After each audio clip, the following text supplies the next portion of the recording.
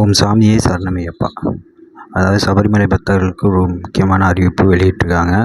அது என்னன்னு பார்த்தீங்கன்னா, சபரிமலை செல்லும் பக்தர்களுக்கு சிறப்பு ஏற்பாடு ஒன்று செஞ்சுருக்காங்க. அது என்னங்கிறத நான் இன்றைக்கி டீட்டெயில் உங்களுக்கு சொல்ல போகிறேன்.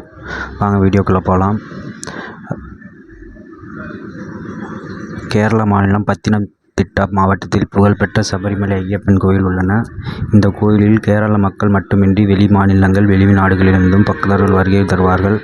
குறிப்பாக ஐயப்பன் கோயிலில் ஆண்டுதோறும் நடக்கும் மண்டல பூஜை, மகரவிளக்கு பூஜை காலங்களில் பக்தர்கள் கூட்டம் அலைமோதும். டிசம்பர் மற்றும் ஜனவரி மாதங்களில் மண்டல மகரவிளக்கு பூஜைகள் நடைபெறும்.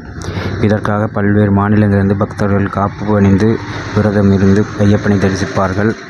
அந்த வகையில் 2021 ஆண்டுக்கான மண்டல மகரவிளக்கு பூஜைக்கு ஒரு சில மாதங்களே உள்ளன.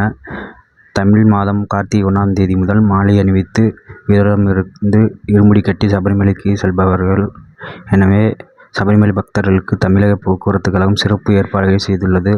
அதாவது தமிழகத்தில் இருந்து சபரிமலைக்கு செல்லும் பக்தர்கள் வசதிக்காக நவம்பர் 15ஆம் தேதி முதல் ஜனவரி 16ஆம் தேதி வரை சிறப்பு பேருந்துகள் இயக்கப்படும் என தெரிவித்திருக்காங்க. சென்னை, கோயம்பேடு, கீழம்பாக்கம், திருச்சி, மதுரை, கடலூர் ஆகிய இடங்களிலிருந்தும் பம்பைக்கு பேருந்துகள் இயக்கப்படுகிறது. அதிநவீன சொகுசு பேருந்துகள், குளிர்சாதன பேருந்துகள், சாதாரண பேருந்துகள் இயக்கப்பட உள்ளது.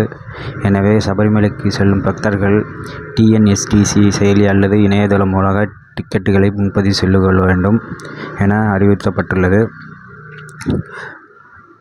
மேலும் தகவலுக்கு கீழே கொடுக்கப்பட்டுள்ள நம்பரை தொடர்பு கொள்ளவும். மேலும் குழுவாக செல்லும் பக்தர்களுக்கு வாடகை அடிப்பில் பேருந்து வசதி செய்து தரப்படும் தெரிவிக்கப்பட்டுள்ளது.